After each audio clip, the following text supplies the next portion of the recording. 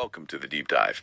Today we're really digging into something pretty fundamental about the Old Testament narrative. Yeah, this whole idea of communication, how does it even work? Exactly. When you think about it, you've got this relationship. One side is, infinite, transcendent, totally beyond our senses. And the other side is us. Finite, physical, very much stuck here on Earth. So that gap, it's Yes. huge. How does that conversation, that connection actually happen?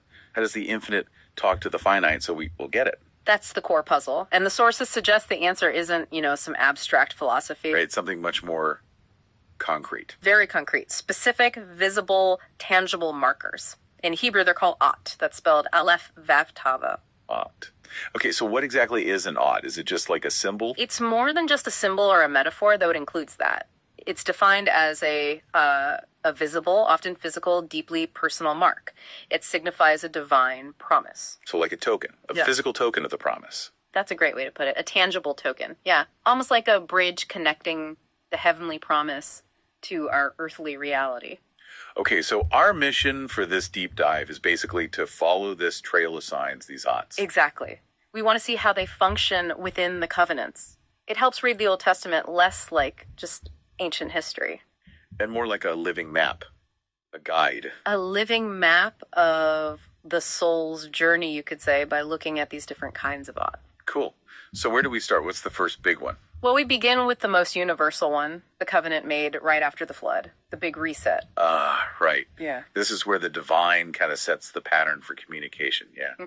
Simple, powerful. And visible to absolutely everyone, which makes sense after such a global event. And the sign itself is probably one of the most recognized images in the world. It is. It's the rainbow. Genesis chapter 9 is pretty clear. God says, this is the ot of the covenant between me and you and every living creature. I have set my bow in the cloud, and it shall be an ot. Yeah, I remember that. It's fascinating because a rainbow is just, physics, right? Light and water vapor. It lasts a few moments. But here it's instantly transformed. It becomes this permanent cosmic symbol. A visual pledge, a guarantee. No more world-destroying floods. It takes a natural thing and makes it a supernatural promise. What strikes me is how universal it is. It says every living creature. Exactly.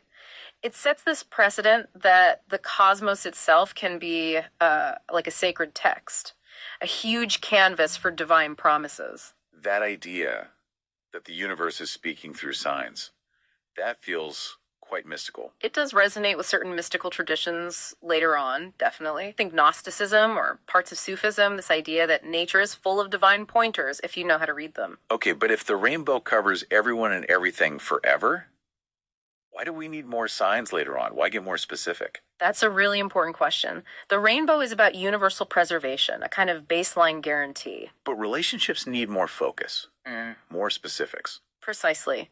The divine-human relationship as it develops in the text requires more localized, focused commitments. So if the rainbow is cosmic, the next ot comes closer. It actually sanctifies time itself. So moving from space to time, that brings us to the Sabbath, right? Exactly. Exodus 31 talks about the Sabbath. It's an ot given specifically to Israel. Setting them apart through a rhythm. A weekly rhythm, a recurring 24-hour slice of sacred time. It's called an ot forever. And what does this signify? Two main things. That the Lord sanctifies them, sets them apart, and it commemorates creation. 6 days of work, seventh day rest. Divine rest. But forcing people to rest, especially back then, in agrarian societies, that must have felt risky. Taking a whole day off from farming or defense. Oh, absolutely radical. Think about it. Neighboring cultures valued relentless work, constant vigilance. Survival often depended on it. So the Sabbath is kind of economic defiance. In a way, yes, and a profound act of trust. It's a declaration that your survival, your livelihood ultimately rests on God's promise, not just your own nonstop effort. Wow. So it's not just a day off. It's a weekly reset of priorities. It creates this sacred space and time, a sanctuary from the mundane, the constant pressure to produce. It's a temporal anchor for the whole community. And unlike a physical object, you can't lose it. You can't hoard it. Right. It just comes around. It's a shared, repeating sign, ensuring that memory, that commitment stays alive. Okay, so we've gone from the cosmos, the rainbow, down to the weekly cycle of time with the Sabbath. Where does the NI go next? Even closer. Much closer. Right into the personal sphere, marked literally onto the human body and into the home. This sounds intense. You're talking about circumcision. Yes. The covenant with Abraham in Genesis 17, the command is very direct. Every male among you shall be circumcised, and it shall be an ought, a sign of the covenant between me and you. Wow. Okay, that's permanent, physical, incredibly personal. It is a visible mark of identity, of belonging. And think about where the sign is placed. On the organ of procreation. Exactly. Ensuring the covenant is physically, biologically passed down, it literally weaves the covenant identity into the family line, generation after generation. That's like ancient tribal markings almost, signifying who you belong to. Very much so. A permanent, sometimes painful reminder of this sacred affiliation etched onto the body itself. So the body is marked. But you mentioned the home, too, and daily life. Right. The commitment isn't just biological or weekly. It's meant to infuse daily thoughts and actions.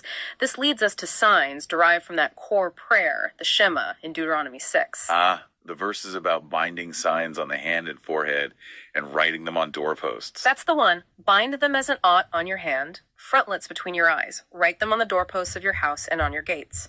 This gives rise to tefillin and the mezuzah. Let's take tefillin first. Those little boxes worn during prayer. Why the hand and forehead specifically? Inside those boxes are tiny scrolls with the Shema and other key verses. The physical word of God. So it's about binding the word itself to you. Yes. The one on the arm is usually placed near the biceps, facing the heart, symbolizing dedicating your actions, your strength, your will. And the head. The forehead symbolizing dedicating your mind, your thoughts, your consciousness. So it's literally a wearable ought. A daily physical reminder to align your thoughts and actions with the covenant. Precisely. A kind of pedagogical tool, forcing that constant connection. It says the covenant isn't just for special occasions, it's for every moment. And then the mezuzah takes that principle outside the body to the home itself. Right onto the doorpost, the threshold, the boundary between your private family life and the public world. So putting the ought there, it sanctifies the home. It declares the home a sacred space, a place where the covenant lives. Every time you pass through that doorway, entering or leaving, you get this little reminder. This whole sphere, private and public, operates under the promise. Okay, the complexity is really building. We've got cosmic, temporal, bodily, wearable, and now architectural signs. Which leads us, I guess, to the biggest architectural sign. The tabernacle, definitely. This portable sanctuary is like the ultimate expression of the ought concept in many ways. It's described almost like a blueprint, isn't it? A microcosm of the cosmos. It really is. Think of it as a series of nested signs, an instructional model showing the path towards the divine presence. Also, you move physically through it, from the outer court representing the everyday, maybe even profane world inwards, through specific gates, past the altar for sacrifice symbolizing purification, through veils. Each stage signifying getting closer. Closer and more purified, until you reach the absolute center, the Holy of Holies. The entire structure is an experiential sign. It teaches the way back. And inside that most holy place, you find the most sacred object, the ultimate physical ought, the Ark of the Covenant. Described as God's throne on earth, right? The meeting point. The absolute intersection point between the temporal and the eternal, yes. And look what's inside it. Tablets of the law. Representing the divine instruction, the terms of the relationship. A jar of manna. Representing God's provision, sustenance in the wilderness, trust. And Aaron's rod that budded. Representing life from death, divine confirmation, legitimate authority. The Ark isn't just a box. It's a compact summary of the entire covenant.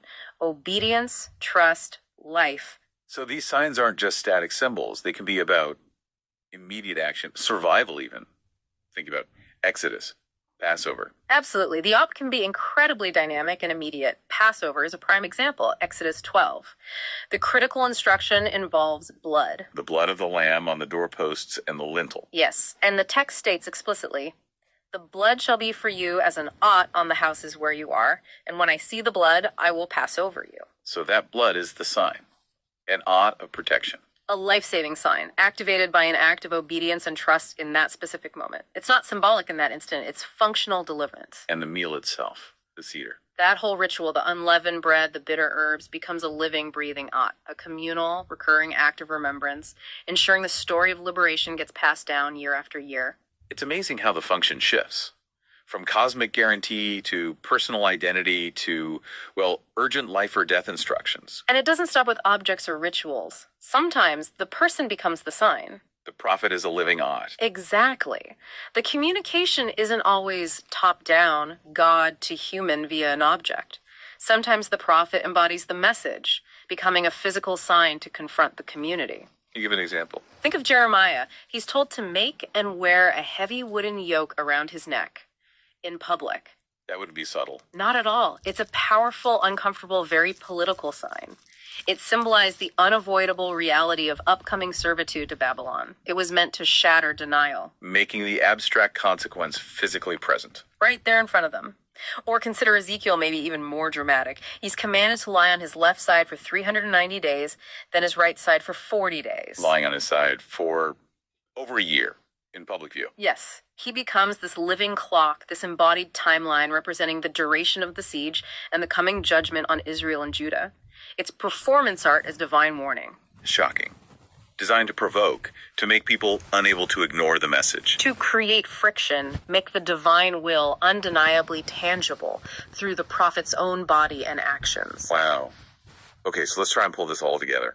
We've journeyed from the rainbow spanning the cosmos. Down to the rhythm of the weekly Sabbath. To the permanent mark of circumcision on the body. The wearable tefillin. The mezuzah on the door. The whole sacred map of the tabernacle and the ark. The life-saving blood on the door in Egypt. And finally, the prophets themselves becoming these living, breathing, sometimes shocking signs. What's the big takeaway here? I think the synthesis is that the Old Testament reveals a divine communication strategy that relies heavily on the senses. It's a kind of divinely created teaching method, a pedagogy. Using tangible things to teach intangible truths. Exactly. It teaches us that the universe isn't meant to be seen as silent or random. It's potentially filled with meaning, with signs pointing towards a deeper reality if we learn the language. And it strongly pushes back against seeing the divine as just distant or abstract. Very strongly. It argues that divine presence and promise are meant to be woven right into the fabric of our lives, our time, our bodies, our homes, our community rituals. Intimate, not remote. So connecting this to the bigger picture, maybe a final thought for you listening. Well, it seems this ancient impulse, this deep need for a tangible connection, for a physical awe to anchor meaning and commitment, it's not just an old story, is it? No, it feels quite human, quite enduring. So the question becomes, what signs in your own life, maybe physical objects you keep or rhythms you follow, perhaps places you hold sacred, or even commitments you embody, what signs do you consciously choose to recognize? What acts as your tangible token of what truly matters? Something to think about as you navigate the signs in your own world. Thanks for joining us for this deep dive.